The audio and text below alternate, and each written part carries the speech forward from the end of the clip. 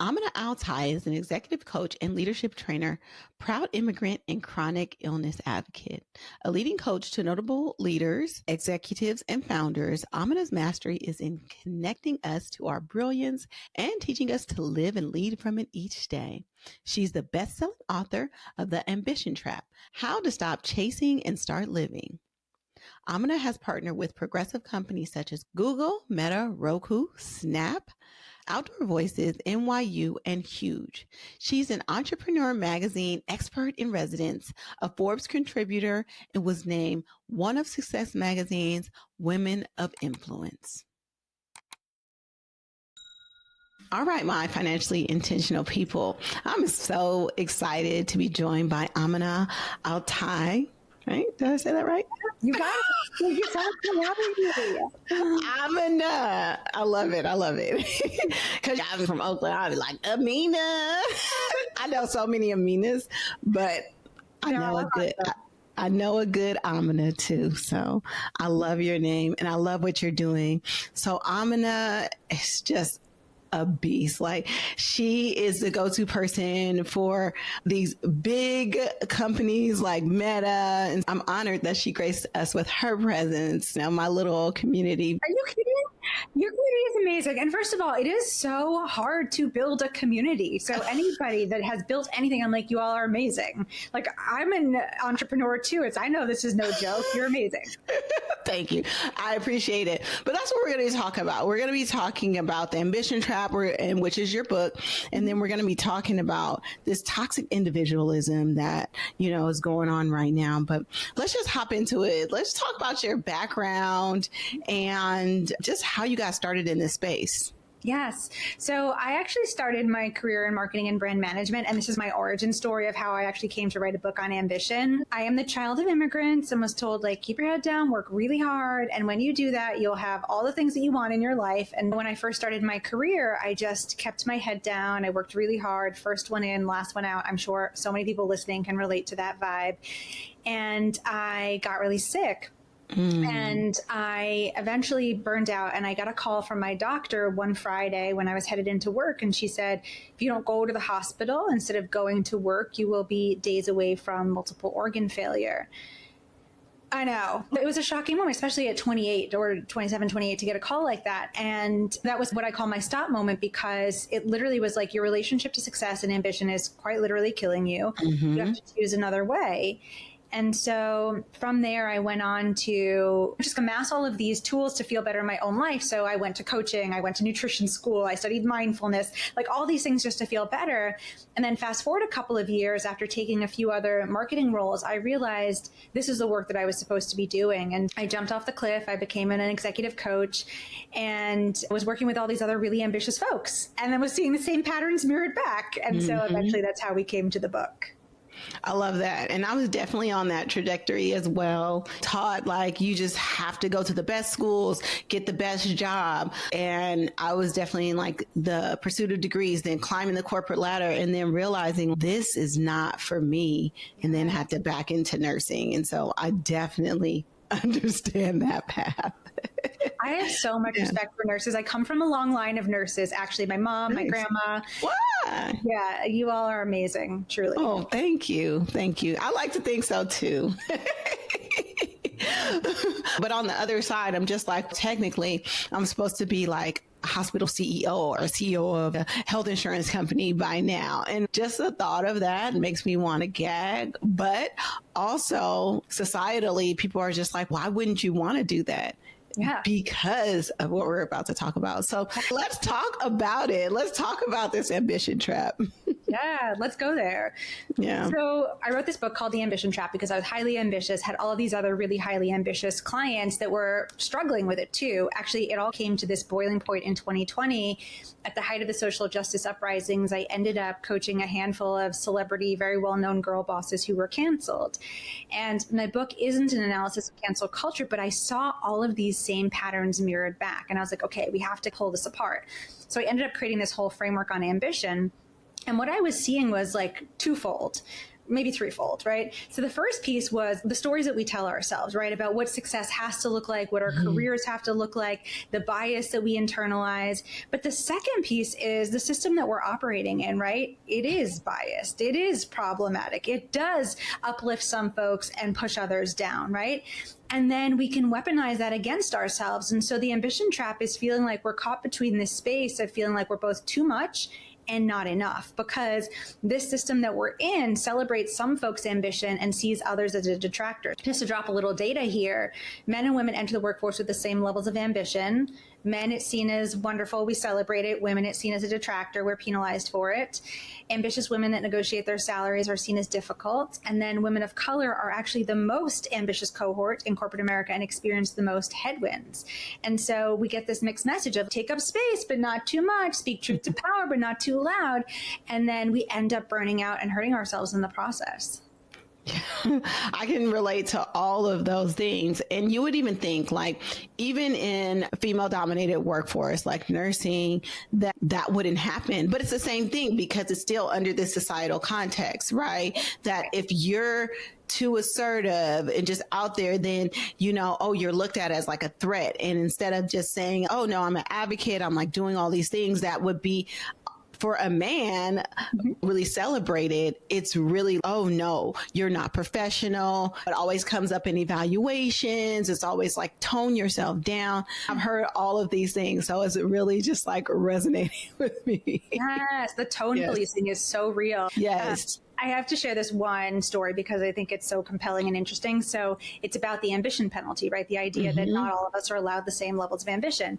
And so this Columbia Business School professor decides they're going to do like a little study on this. And so they give a case study to their classes. And half the class gets a case study on this woman named Heidi. And she works in venture capital and they're supposed to evaluate her. And they're like, oh, Heidi has had an illustrious career. She's awesome. She's not very likable. She's not a team player, not great leadership.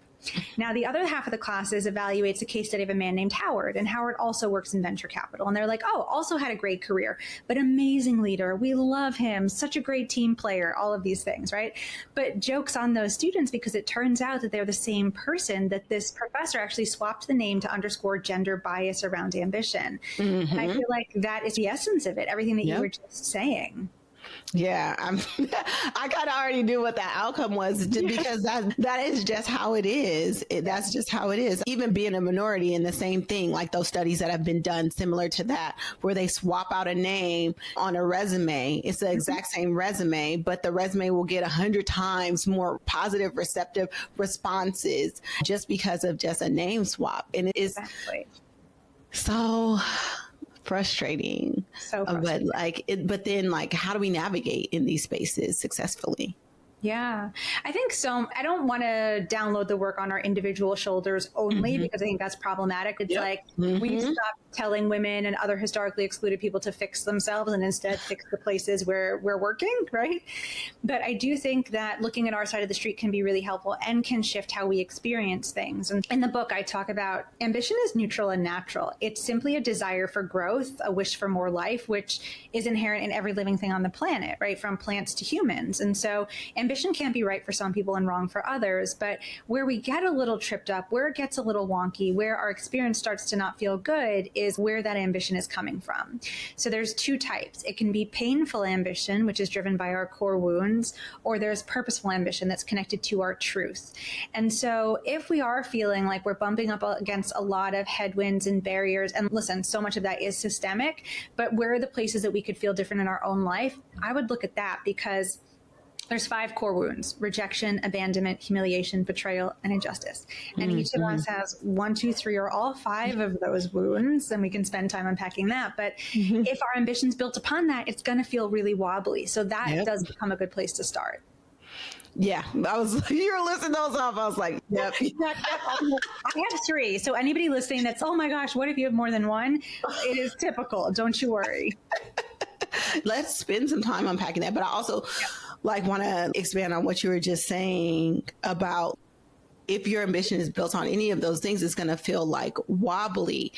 And I definitely understand that feeling because to me, it presents as like a feeling of not belonging ever. Yeah. And I don't know if other people feel that. It's like, for me, what I leaned into, instead of feeling like I had to make myself belong, it was less like, okay, use this for now to get to where I want to be. And that's like financial independence, right? That is my motivation to be financially free. So I don't have to do all those things. And also to put my daughters in a position where they get to opt out of the bullshit like this. Some amazing mama bear vibes there to put your daughters in a position so they can opt out. That's amazing. Yes. Yeah. Yes. I love what you said about it feels like a sense of not belonging. I think I relate to that. I never heard anybody say it that way, but I feel like that's true for me too. So is it helpful if I go a little deeper into the core wounds? Yes, please. Okay, great. So for each wound, we also have a corresponding mask, and this is where things get interesting. So if you have a dependence mask, an abandonment wound, the mask you wear is dependent. So abandonment is if you felt abandoned in childhood. Then the mask of dependence shows up as being overly reliant on others. And sometimes even for my really independent clients, it'll show up in small ways. Like, here's this one place where I have some learned helplessness and I'm overly dependent. And the next wound is rejection. That's one of mine. And that's where we felt rejected as children. And then the mask we'll wear is avoidance or withdrawal. So we will avoid throwing our hat in the ring. We'll withdraw maybe from a tough conversation, avoid conflict, stuff like that, because we're so worried about being rejected again. The next wound we have is humiliation. So that's when we felt like our caregivers were embarrassed of us in some way. So the mask we'll wear is masochism or martyrdom. I see this a lot with my clients where it's, let me carry the burden, let me take the hit, let me do all the work, right? Because on some level, we don't feel worthy. I got one of those too. The next one is betrayal. So that's when we felt like our caregivers didn't live up to expectations. The mask we'll wear is control. This again shows up with a lot of my clients where we need to dot every I, cross every T, because we're so worried that someone's going to let us down again. And then the last one is injustice. And that's when we felt like our individuality in childhood was restrained in whatever way that looks like. So the mask we'll wear is rigidity or perfectionism, basically an intolerance to live in an imperfect world. And like I said before, you can imagine that if our ambition's coming from that place, it's going to be a little dysfunctional. And the clearest, simplest example, like me having a rejection wound, right? And not throwing my hat in the ring for all of these things for so much of my career. And then putting out a book was like such a salve and an antidote, because I was like, okay, if I want to heal the rejection wound, there's no better way to do it, because you get knocked down 99 times and have to get back up 100. And so there are ways that we can work with these and not be coming from that place of pain. No, I love how you offered that solution too for that. But when you work with your clients, like around these wounds, and I'm particularly thinking about like the cancel culture that happened around like 2020, because there was a lot of that, like what tools do you give people to work through those things? Yeah, such a great question. I really think that awareness is 80% of it, because the minute you name it, then you start to see it everywhere. And the minute you start to see it and catch it, you can choose a different way. Again, going back to that rejection wound, if you know that you avoid conflict, you avoid hard conversations, the minute you feel that tendency of, okay, here's where I would bow out, let me just stay in the conversation. Let me just go toward the hard thing.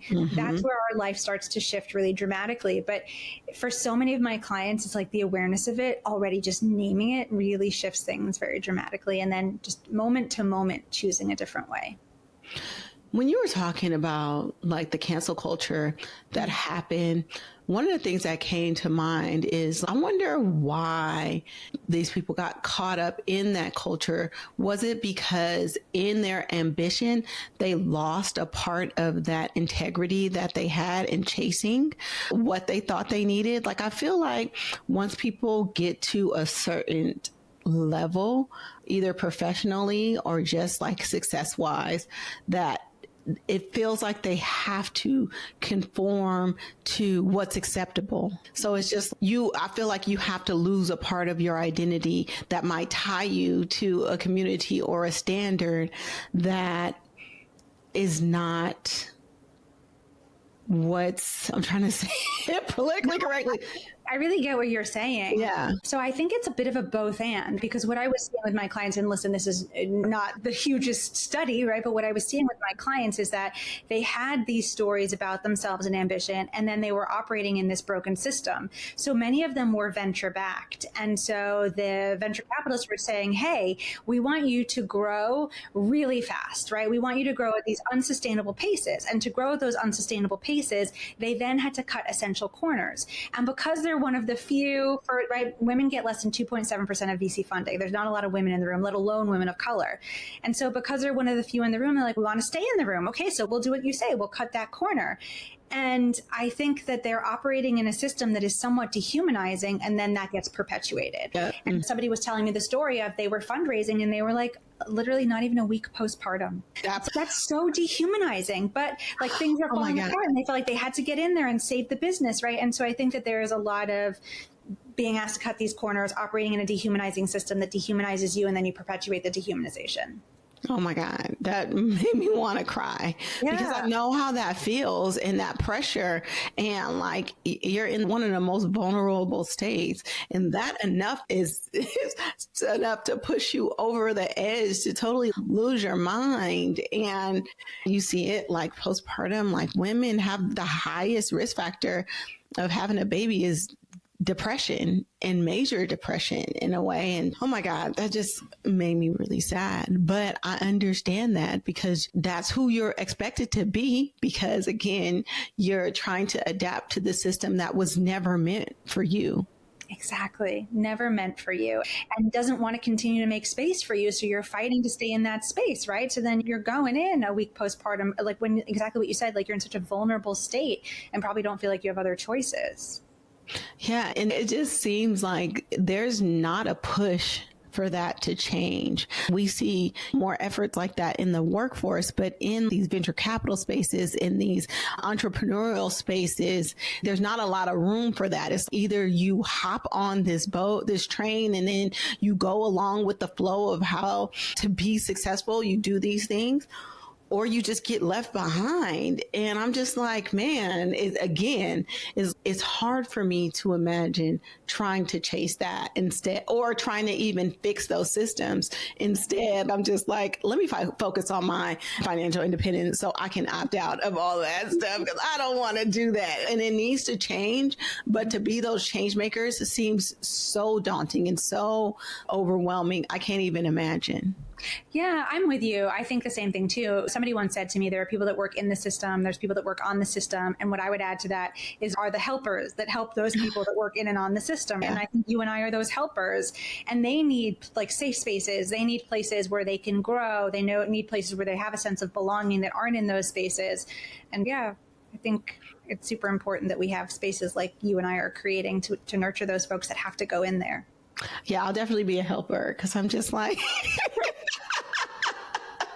I don't feel put out for it anymore either. But I think honestly that was my origin story, right? Is like I had dehumanized myself so much to fit in a space not designed for me that my body was literally like, we're not going to survive this. I literally used to joke. I was like, going to work felt like putting on a life-size callus to protect me from the harm, right? Oh my God. And so I feel unavailable to go back into those systems. And I have so much privilege now that I have my own company and I don't have to, but there are people that have to. And yeah, like I'm here to help those people. And in your work, how do you help people that are in that space? Yeah. So this is going to sound probably a little woo, but I do feel somebody recently asked me like, Amina, you're out here helping all the women of color, but like, why don't you like educate the men to show up as better allies and show up differently in the workplace? And I was like, bet, right? That's super important work. And also what I really feel like my job is to create safe spaces and brave spaces and places where people are unconditionally loved outside of the workplace, where they can explore their purpose, because they don't have that elsewhere. And so I think that's some of the most important work to do, because if somebody doesn't get that space and then their beautiful sacred contribution fails to exist because they didn't get that space, that to me is a crime. And so I feel like this work is so important, and creating these safe spaces is so important. And my work as an executive coach really is helping people align their work and their purpose. And they don't have to be the same thing, but for the people that I work with, they want them to be aligned. And who are you? Who did you come to the planet to be? And how do we create vehicles that are an expression of that and that honor your humanity, that honor your well-being, that center those things, not detract from them? I could imagine it's like being able to have a space where you're heard and recognized so that you don't feel like gaslit and am I tripping, like in these spaces, so that you can really work in your genius. That's how I imagine it. Like you have a space to come back to and be, okay, this is who I truly am. These are my intentions. This is how, this is the purpose of my work. Because I just feel in that space, it's just so many things that can tear at you and break you down that you need to have something to come back to so that you can still excel in what you're doing. So that's how I imagine it. Like, I love that. I have this program and I was coaching people in it. It's a group program. And somebody was asking about their zone of genius, right? So a lot of the work we do is building around your zone of genius. And they were like, what if you have no idea what your zone of genius is? Or what if you don't have one? And I was like, there's no way. Like, we each have one. But so many of us operate in spaces where all of our skills have been in service of somebody else's genius. So we have no idea what we're amazing at. And I think that's a crime. I think that we change the world by us each being in our zone of genius and moving things forward together. Like, we have to democratize that idea versus us all being in service of one toxic visionary that everybody's serving.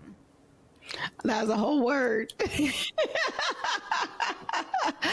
That is a whole word. Like, I love that. I love that. And like you said, ain't no way. But I know more people than I don't that just feel like they just don't have a lane. Like they are just put here to just be worker bees and just go along with the flow. And I just feel like there's so much potential out there, but nobody tells us that, number one, that we're worthy of it and what that can look like and like how to get there. And again, a lot of it I think is intentional, because if everybody was super ambitious, who's going to do all the work? Yeah, exactly. And people have notions of who they want in power and who they can control. And so certain people get suppressed for sure. Yeah. The ambition trap in itself, like, what is the major takeaway that you want the readers to get from the book?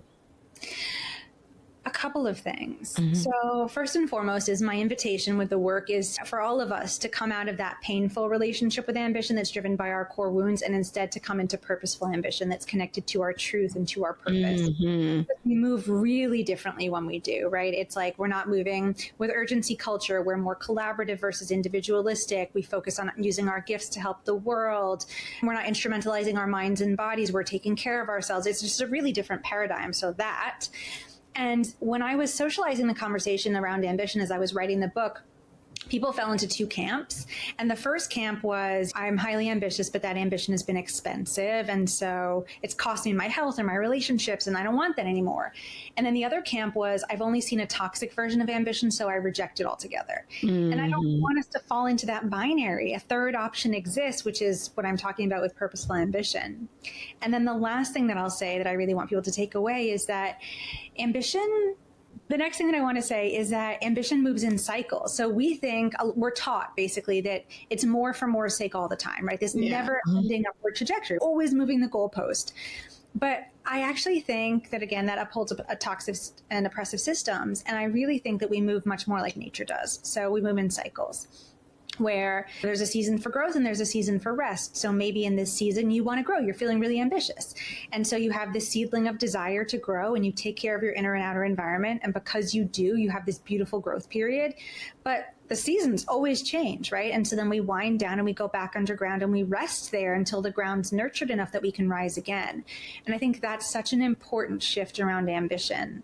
And then the last thing I'll say is that ambition is ours for the taking. And the true trap is believing that our ambitious dreams as women and other historically excluded people are not possible. I refuse to let any of us buy into that. I love that. I love that. And so I love presenting people on this podcast and on my platform. It is really just about showing people what's possible, because I think day to day we have so many messages that of the things that we can't do or who we can't be. Like, we have to have these messages of what's possible for us. Your work also reminds me of some work I've recently done, like around like gene keys and like your potential, right? Yeah. And we are already enough and we have everything that we need. We just have to understand those components of what our strengths are and move in those strengths instead of trying to mold into other people's expectations of us or society's expectations of us. And that's when you'll really see the growth. So the way that you described that, your book is, oh yeah, that is totally aligned. Yeah, I'm so glad that you brought that up, because all of this work really is just about coming home to yourself, because we're born these perfect whole humans with all these brilliant ideas, knowing our purpose, all the things. And then life happens and all these ideas get put on us. And then we just spend a lot of our lives peeling off the layers to get back to the truth of who we are. 100%. 100%. And then I wanted to talk about in this community and like how community is super important in that and how we're shifting out of community. And again, I feel like it's super intentional because first of all, I feel like individualism makes you a better consumer, right? Because if you're not sharing in the things, then like I can just look in the mom economy, right? Like there used to be more community around like childcare, but now childcare is like this thing everybody has to pay for. And so I'm spending $4,000 a month on childcare, right?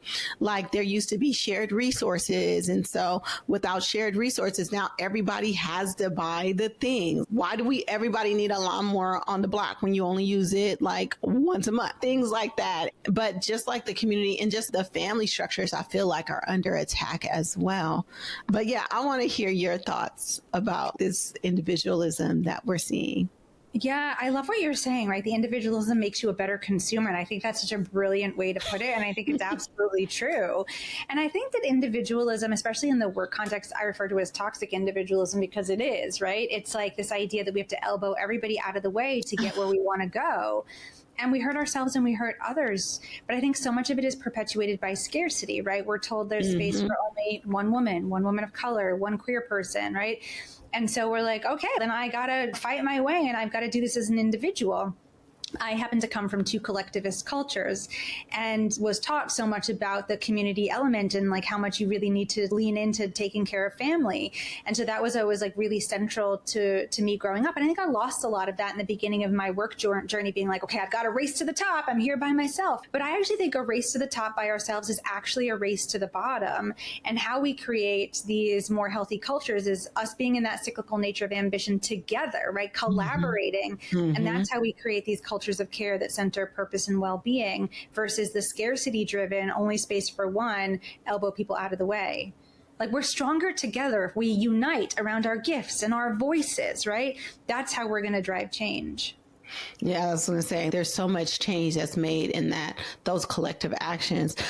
But yeah, I've seen it in the space and I'm just so far removed from that world that like these examples are like really old examples, but it definitely happens where it's like I just remember like being in the corporate space and like seeing that one Black woman and like wanting to be like her. And then she's the one that tears me down. And is the one that talks about me, so I don't get that role. And I'm just like, man, because there is that scarcity. There's only room for one of us here, and it's going to be me. Yeah. And I think also, unfortunately, so many historically excluded people, we internalize that bias and then we weaponize it against people that look like us, right? You have to operate this way. This is professional. This is not professional. Yeah. And we dehumanize ourselves in the process, right? And then we dehumanize others, going back to that girl boss example. This is what's professional and this isn't what professional is. That to me is every time. It's just, if you don't look like this, if you don't present like this, if you don't speak like this, then automatically you're not right for this environment. Or exactly. The term that I used to hear a lot was, oh, you need to work on your soft skills. I'm shaking my head over here for people that can't see. Right? Yeah. So much cloaked in that language, right? So much language.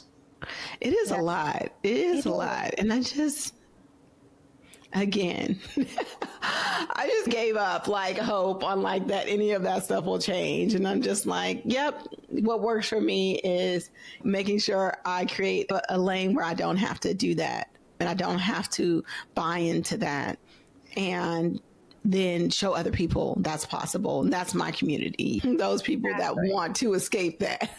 Exactly, because it's so toxic. And I recently, this is maybe 6 months ago, I gave a talk and it was about like, what does professionalism actually mean, and like across the generations. And there was this one study that was done, and professionalism is such an amorphous term and it's really Eurocentric, right? All of these standards of like how we expect people to show up.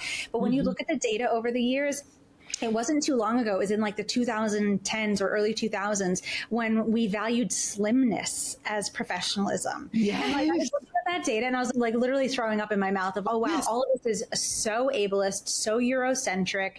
And now that we have 5 different generations in the workplace, a lot of this is shifting because generationally people show up differently. And so I think people are adapting a little bit, but there's a lot of harm cloaked in the language of professionalism. We still have the conversation around hair, and it's freaking crazy.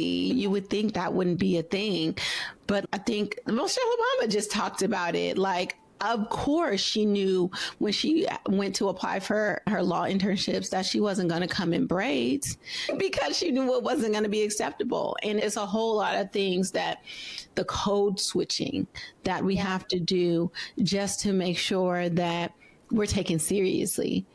Because once one little thing is critiquable, then people stop listening. 100%.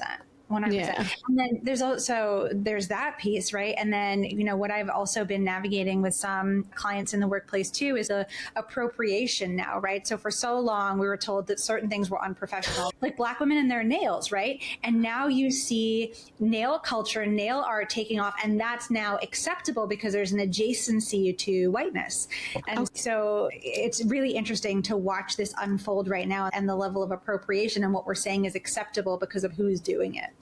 I think, and we see it in social media a lot too, all of those things that get like these people to have these massive brand deals and this huge success is usually something that is appropriated from another culture and popularized, and sometimes just blatant stealing. Yeah. Yes. Yeah.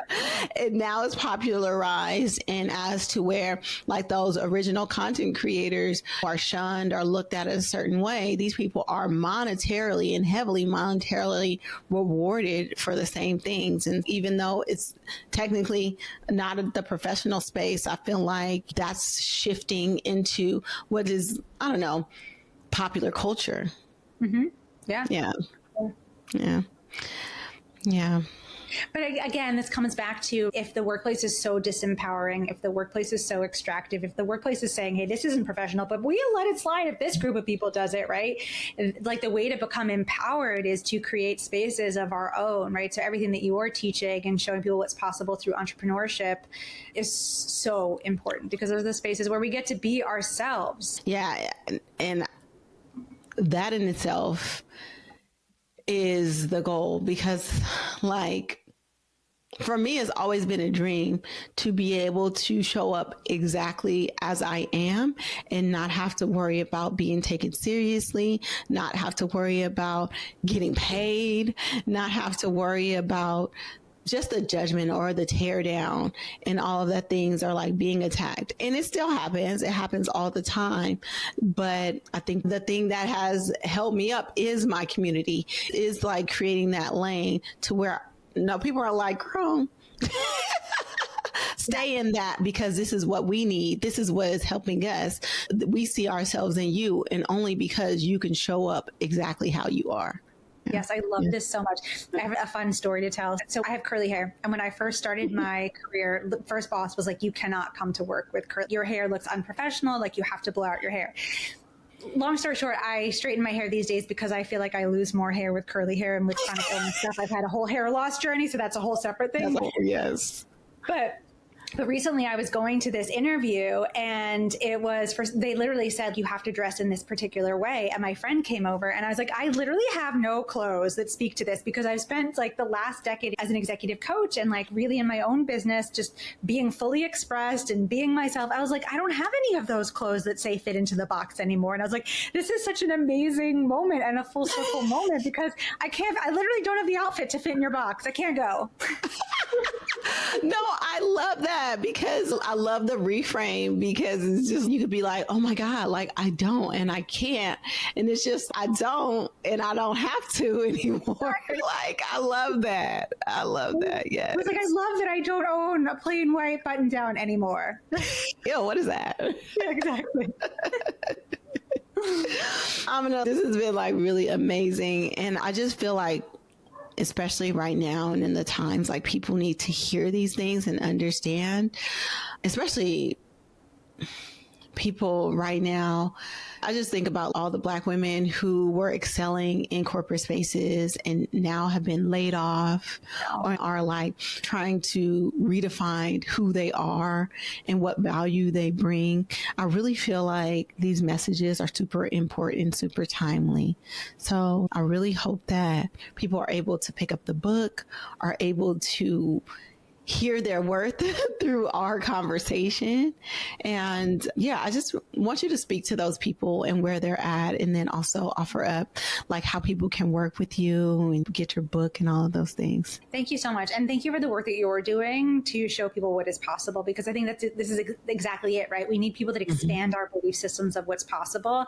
And we've seen the data. We know that Black women are disproportionately affected by layoffs right now. And I really do feel like entrepreneurship and building our own businesses is how we take our power back, right? So then we're never in a position again where somebody just decides that we are disposable. And it's also where I think we get to rebuild our confidence, because it is such a confidence hit after you're laid off, right? Even if you've been doing this extraordinary job and then somebody says no more, it takes so long for us to build ourselves back up. And so surround yourself with amazing community members that see your zone of genius, that are just so inspired by your light and the value that you bring, because you are so inspiring. You do have value, you do have light, you do have a zone of genius, and the world needs it.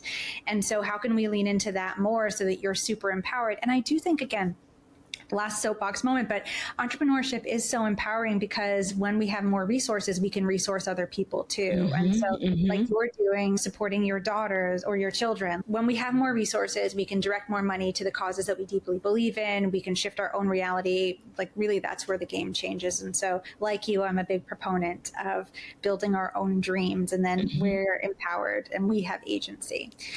So if you'd like to learn more about me, you can on my website, AminaAlTai.com. I'm sure the spelling will be in the show notes. And on Instagram, same thing, at Amina AlTai.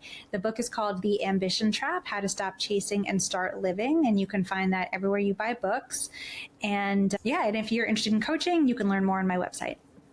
I love that. Thank you. Thank you so much, Amina.